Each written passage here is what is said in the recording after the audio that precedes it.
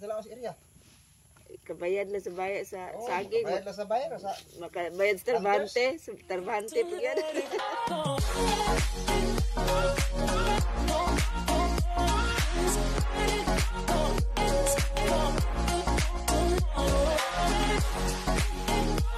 Beauty Farm, Chris Supermom.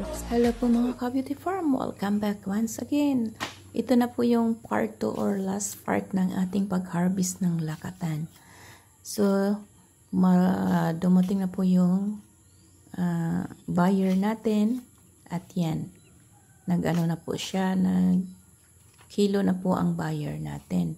So, tingnan natin mga Ka-Beauty Farm yung kita natin sa mother plant na kinukuhaan ng subwal. So, meaning to say, hindi kawalan or malusog pa rin ang bunga ng lakatan kahit kinukuhaan ng subwal.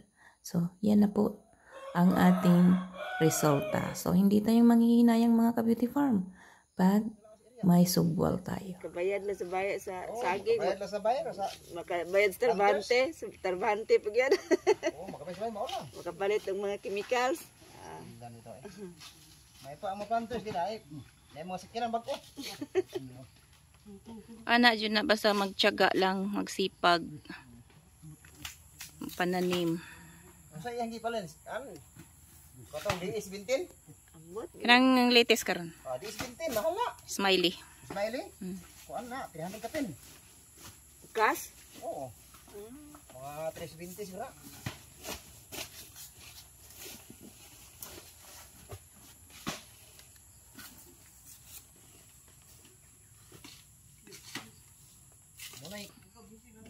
Musini sa malim. Kalingawan sa kinabuhi. Harvest time na po mga Ka-Beauty Farm. So nakikilo na po tayo. Nahugasan po yung saging. And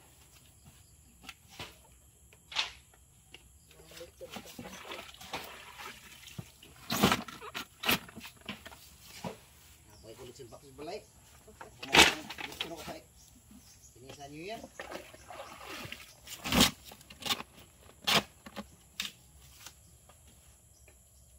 Asa gipan ko busing, kilala lang.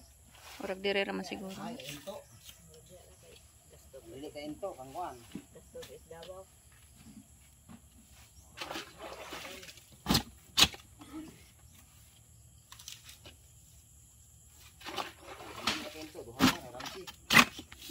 Meron daw. Wala eh. Ang kusog dia hinto, ang kusog dia hinto yan, pinanaas mo ang kasya.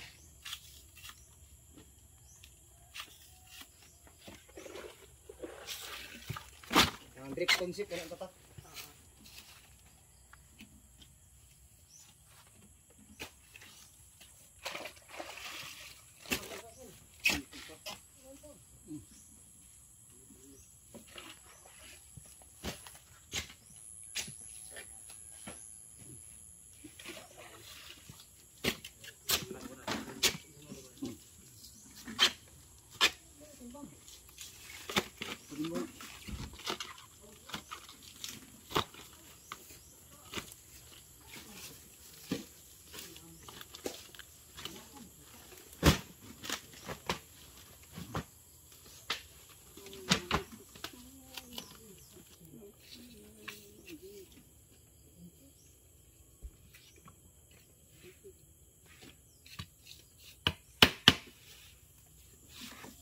Bantu ray backing ang ano, agi transformer. So agi magliis transformer, no?